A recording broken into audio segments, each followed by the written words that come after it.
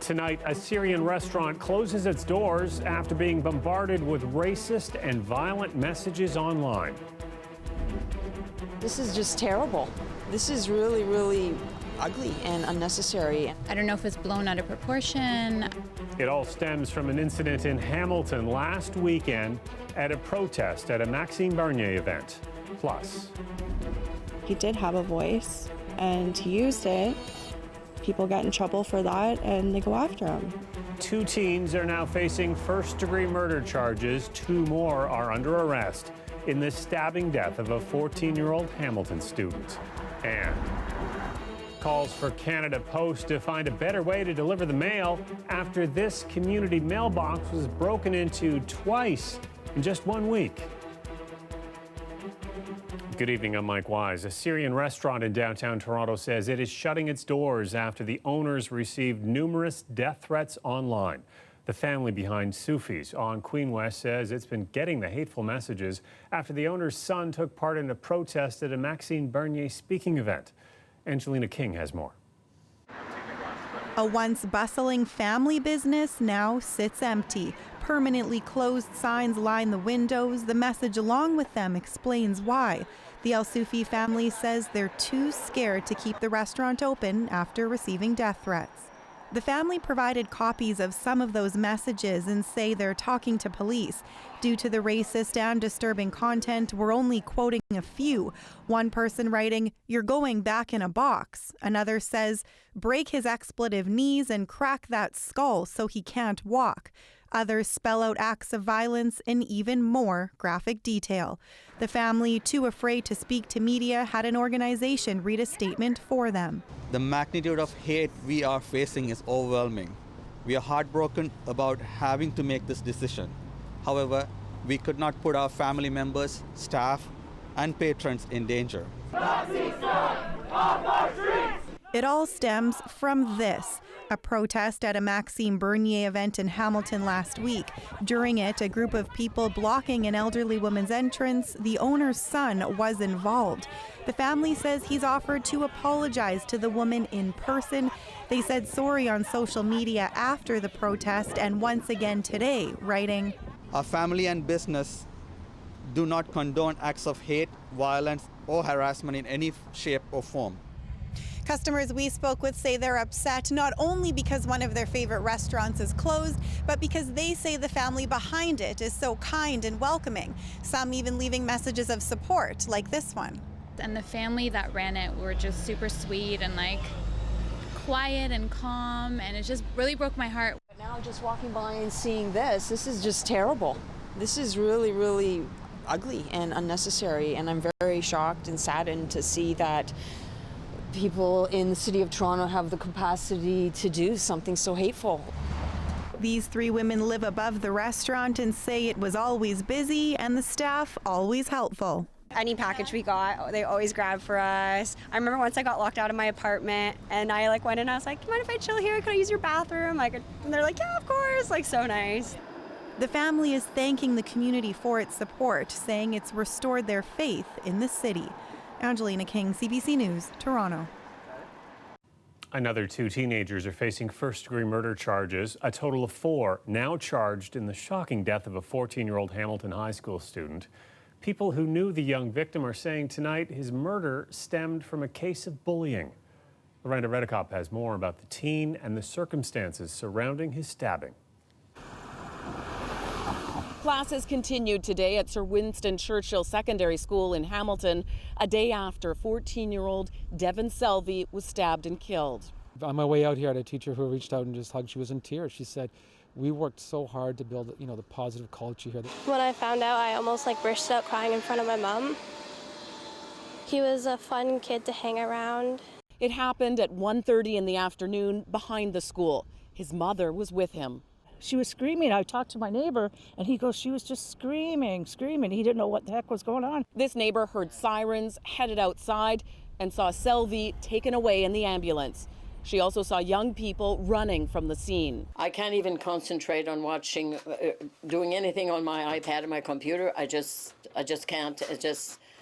I'm just very upset, So a terrible thing happened. Candace Bren's niece was best friends with Selvy's girlfriend. That was the love of her life. That was her first love. She says he'd been bullied. Police say they're looking into that. The first week of school, they jumped him, tried to steal his bike. 2 teens, 14 and 18 years old, are charged with first-degree murder and appeared in court today. While the older teen is legally an adult, his name is protected by a publication ban. 2 others, both 16, a girl and a boy, are still being questioned by police.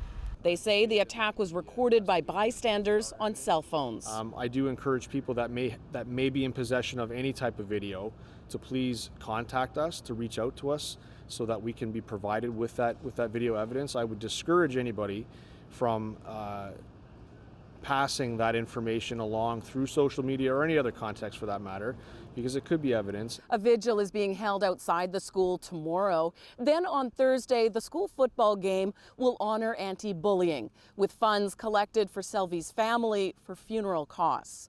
His sister has set up a GoFundMe page. She tells CBC that her brother didn't need to lose his life this way. Lorenda Redicomp, CBC News, Hamilton.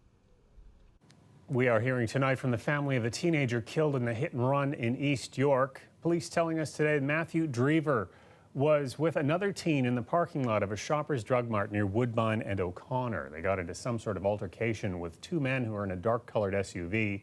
One of those men chased the boys to a community center near Cedarvale and Bracebridge. That's where police say the other man ran over Drever with his vehicle. As Farah Morali tells us, it's been a nightmarish 24 hours for the boys' family, who are pleading with the public for help in tracking down the men responsible. Matthew reminded me of his dad so much. He didn't deserve to be murdered. No matter what he did, he didn't deserve anything. Kelly Jones is a mother of 5. She was too distraught to speak on camera. She had to tell her children yesterday that one of their siblings wasn't coming home. They want to know why he's not coming home. It's hard to say to a 5-year-old, your brother is dead. They don't understand. Matthew Drever was 16 years old. His mother says his dad died when he was just 18 months old. He was a typical boy, loving, caring, funny. He was very funny. All the friends said anywhere he went, he always had this beautiful smile, always laughing, cracking jokes. I wanted to see where it happened, where he was struck, and where those bullies ran over. That's all I wanted to do. Matthew's grandmother returned to the scene where it all happened yesterday. Her granddaughter broke the news to her. Well, I answered the door and she come in and she says, "Mom, Grandma," she says, "something's wrong." And I said, "What?" She said, "Matthew." And I knew. And she said, "He's dead." I said, "Well, he's dead." Matthew's family says they can't understand why anyone would purposely try to kill him. Do you have a message to whoever did this, whoever hit him with their car? Please turn yourself in, and you need to pay the price what you did to my son and to our family. For now, all they have left are memories of a young boy they raised. I've been having all the flashbacks, so I was going up down the street here on his go-kart, in between my legs and everything. You know, it's just, I never thought it would happen to us. Now, we do know police have released the description of the 2 suspects in this case. The passenger is described as a white male, short hair or bald. His height is unknown, and the driver is age 20 to 35 and is about 5'10 to 5'11, also with short hair or bald. Now, I want to pull up a photo of this vehicle again. This is the dark-colored SUV that police are still looking for. It's believed to be small to mid-sized. They're also appealing to body shops that may have taken in this vehicle. It likely has some front-end damage, and they're asking anybody who has any information to contact them.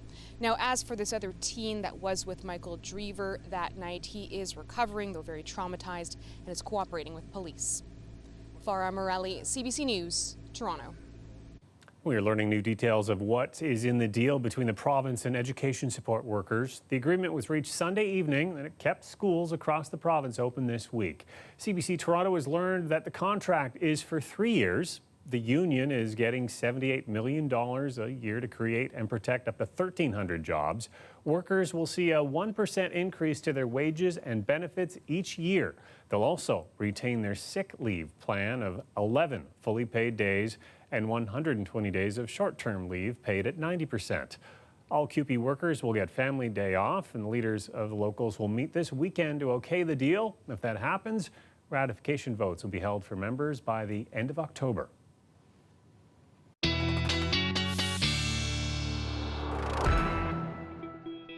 Colette Kennedy joins us now with a first look at the forecast. I like any forecast where we have to keep our sunglasses handy. I like those forecasts too. I'm sick of the ones where we need the umbrella. They'll come back. I'll let you know when they're coming back coming up. But for now, let's concentrate on those sunglasses and just take a moment to reflect on today where we had all that sunshine and it allowed us to reach temperatures that look like these. So some of the daytime highs, including unofficially a high of 20 degrees for Windsor, not too bad. Markham, look at you guys, 18 degrees, all due to this ridge of high pressure that's hanging in there. It's going to be with us for a little while yet, so we don't have to start worrying about those umbrellas. Certainly not as we go into Wednesday, not Thursday either, and then it starts to get closer towards the end of the week. So I'm going to go into some detail with that with the 5-day forecast. That's coming up a little bit later in the show. Please stick around. In the meantime, this is what we have overnight tonight. Clear skies, a few areas could see a little bit of patchy fog, and to the north, to the west, and to the east, it will be some frost, some advisories in place. That low of 6 tomorrow afternoon, though, sunshine. And here we go with the sunglasses and 18 degrees, Mike. Looking forward to it. Thanks, Colette. You're welcome. Several local businesses are calling on Canada Post to upgrade the security of some community mailboxes.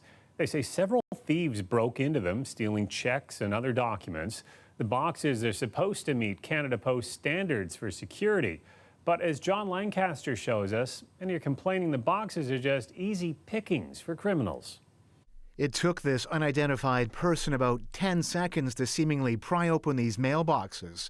It was one of several alleged mailbox thefts at an Etobicoke commercial building late last month. The video was turned over to police and Canada Post, but the building's owner, Daniel Caravaggio, says no arrests have been made. They told me that 500 customers were without mail due to community mailbox break-ins. We had 4 properties affected. It's believed the alleged thieves want checks or anything that might help steal someone's identity. And a few kilometers away here in Mississauga, more break-ins. The first in January, 2 more in the last week alone. In fact, on Friday, Canada Post replaced the locks on these mailboxes. By this morning, they'd been broken into again, and so would those ones about 60 meters behind me. Adam Diorio has been hit twice. He says the problem is costing his business thousands of dollars in lost checks, as well as lost bank statements and business tenders. They called me this morning and they were saying they're working into it. They have to understand the problem. Okay, the problem is that they're stealing the mail. That's the problem. Fix the problem. Either fix the lock, move the box, make it door-to-door delivery. Pragna Mysteries, the accounting and HR manager at the nearby Marriott Hotel courtyard. So at this point, I really don't know what's missing. And for us, what's really critical is our guests that stay in the hotel have their mail delivered here. About 60% of Canadians get their mail delivered to these community or group mailboxes. Canada Post won't tell us how big the problem is, but they say they stand behind the security of the boxes and are not aware of, quote, any significant issues. Late this afternoon, however, they promised to replace this set of boxes entirely. John Lancaster, CBC News, Toronto. I've always loved science, and I've always been sort of like a curious kid. And she's taken that curiosity from Markham all the way to MIT. Still had more on this grade 8 student's discovery that could help humans live on distant planets. Now her parents are nurturing her gift.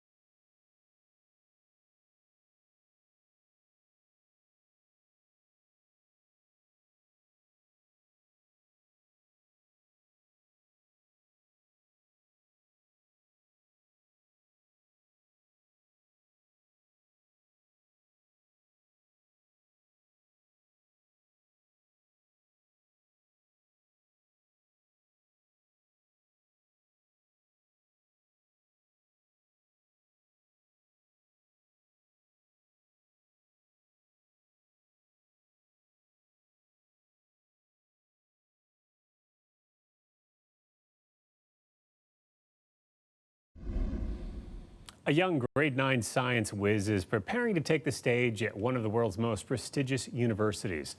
The 14-year-old from Markham is working on solutions that could help humans live on distant planets. As Kelda Yoon tells us, she's presenting her findings at MIT in Boston this weekend. It's about a 2-hour flight to Boston. Oh, sweet. Patricia Ray is taking a rare break Butter some more bread. to break some bread with her parents. You can sort of see that. Most of her day will be spent here. You can see that it's red there. So it's turned red. Inside this mini science lab in her basement is where the 9th grader feels most at home. I do school, I come home, I do homework, and then I do this, and then my social life goes down the drain. She's the kid with all the questions. In her quest for answers, Ray has discovered something that may help support future human colonies on Mars. This is one of my yeast samples. Ray genetically engineered 2 proteins from the spruce budworm and the eelpout into yeast. Both are showing potential to survive the harsh atmosphere of Mars, which can dip as low as minus 196 degrees Celsius. Colonists who go to Mars, they're going to need food supplies, they're going to need material supplies, they're going to need clothing, they need all these things. So yeast can be genetically engineered to create food, plastic, and spider silk, which can be turned into clothing. Ray has already won numerous awards for her research, and with guidance from her Alberta-based mentor, scientist Justin Pahara, I found this protein. The young student is continuing to test the yeast samples with hopes of reaching a 95% survival rate. Patricia's project, it kind of transcends both, what we're doing here terrestrially on Earth, but then also this really exciting change in maybe where humanity is going to be in a decade or 2. No parent really thinks their kid's going to be doing this at 14. Like, my ultimate dream, I doubt it's gonna happen, but I mean, it'd be so cool to be able to work with NASA or SpaceX on this. Ray's dad will be by her side when she presents her findings at the Global Community Biosummit this weekend at MIT. And her mom, she'll be cheering her on back at home. Just go for it.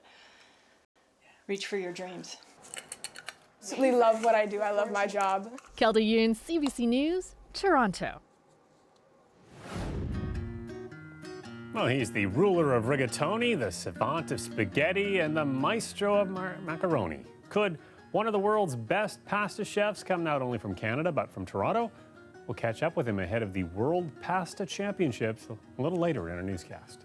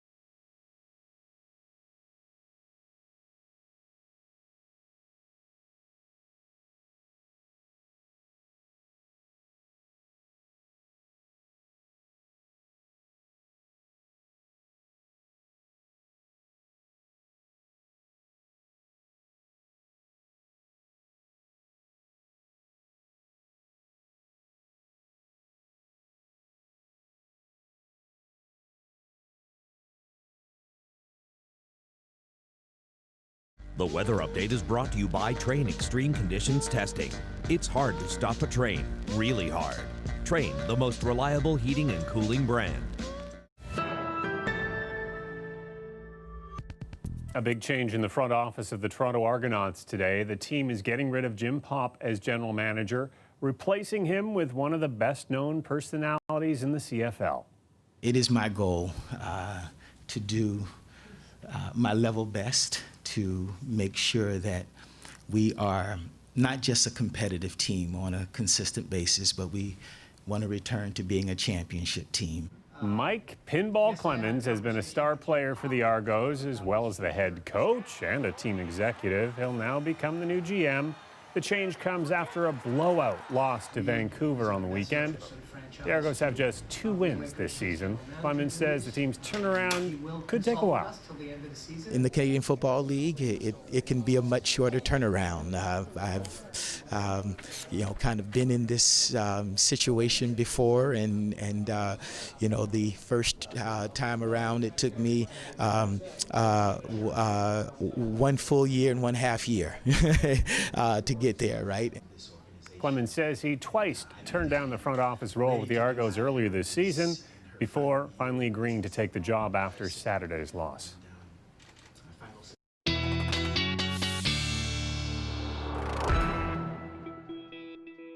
Colette is back with her extended forecast. I just want to hit pause on the forecast. Today and tomorrow sounds great. Let's just leave it there, especially this time of year. Yeah, pause absolutely, or just put me on repeat, whatever you like. It's the same thing. It will break down eventually, but a really strong weather pattern in place, and we get to benefit from it. So yes, there is frost nearby and some advisories kind of surrounding the GTA with some chillier temperatures there.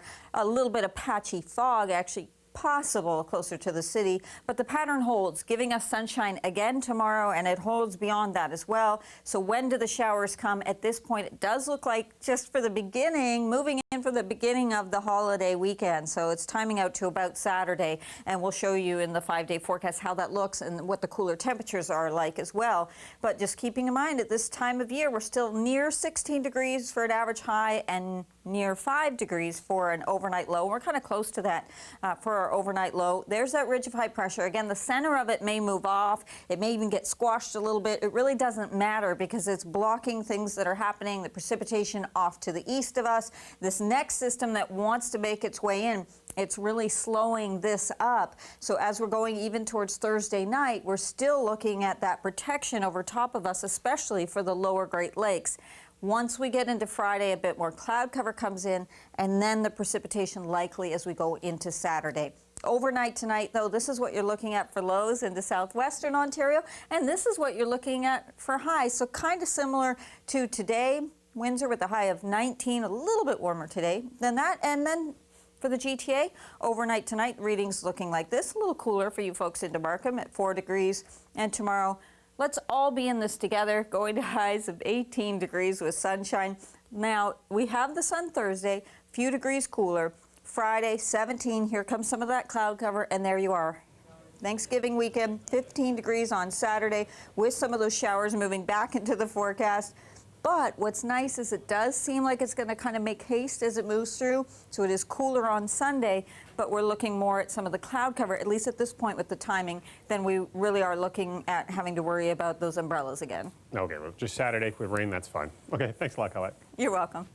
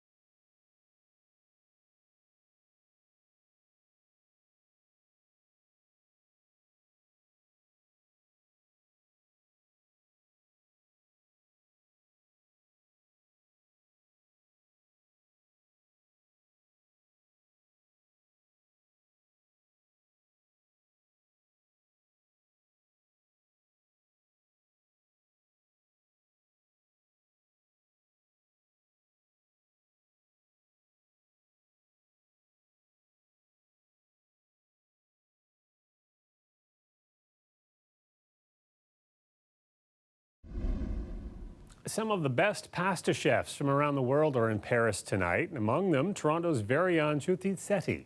Sethi is representing Canada in the World Pasta Championships. And that's actually a thing. Gets underway tomorrow. We got a chance to talk to him about it this week.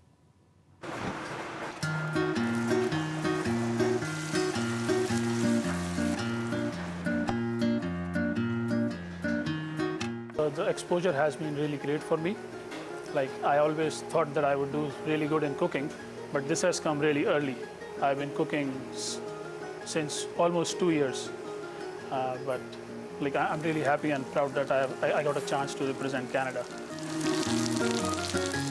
The dish I made, it's actually my take on the traditional spaghetti con le sarde, which is a dish with sardines, pine nuts, fennels. I made some changes to it, add a little bit spice, some lemon, and made it my version of spaghetti con le sarde. We compete with 4 other chefs, and I came out to be the winner of this competition. And now I'll be representing Canada in the 2019 Master of Pasta Championship in Paris. My plan is to actually learn more about food, because I know it's just been less than 2 years for me in professional kitchen, and there is still a lot for me to learn. And then hopefully within a couple of years, 5 or 6 years, I see myself having my own place in Canada.